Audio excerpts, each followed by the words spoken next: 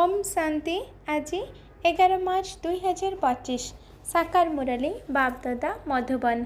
बाबा कहते मीठे बच्चे बाबा तुम मान को सुख शांतिर दुनिया को नहीं जावाई आसी। शांति केवल शांतिधाम एवं सुखधाम ही अच्छी। आज प्रश्न, यह युद्ध क्षेत्र में माया प्रथमे क्यों कथा उपरे प्रहार करुछि? उत्तर, निश्चय उपरे।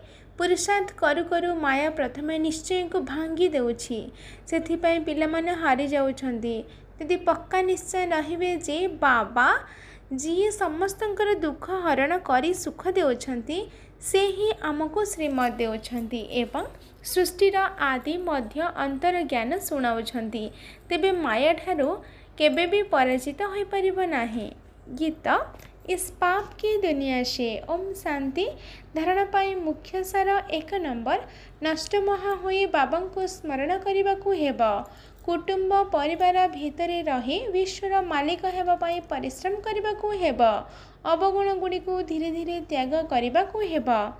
2 नंबर, निजर चालीचलन को एपरी करने को हेबा जेपरी समस्ते देखिबे एवं अनुकरण करिवे। भितरे कौनसी भी विकार न रहो, निजको एही भली परखिबाकू हेबा।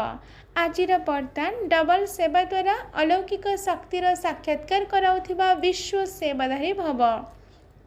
डिटेल्स, जेपरी बाबांकर स्वरूप विश्व सेवक अटे, सेहीपरि तुमे माने मध्य विश्व सेवाधारी अट। तेणु शरीर द्वारा स्थूल सेवा करने समय मध्य संकल्प द्वारा विश्व परिवर्तन सेवारे तत्पर रुह। गोटे समय शरीर द्वारा एवं मन द्वारा एकाठी सेवा करने दरकार। जो माने मानसिक सेवा एवं कर्मण सेवा एकाठी करिथांती, सेमानंक द्वारा सम्मुखरे थिबा आत्मा मानंकु अनुभव बा साक्षात्कार होइथाए जे ये कौनसी अलौकिक शक्ति अटंती।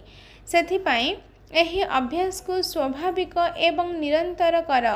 मानसिक सेवा बा संकल्पर शक्ति द्वारा सेवा करिबा पाई विशेष करी एकाग्रतार अभ्यास को बढ़ाओ।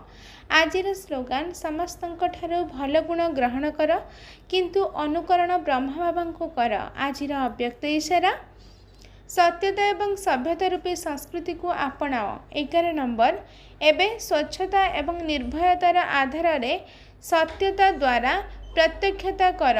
मुखरु सत्यतार अथॉरिटी स्वतः ही बाबांकर प्रत्यक्षता करिब। वर्तमान परमात्मा बम सत्य ज्ञान द्वारा धरणी को परिवर्तन कर।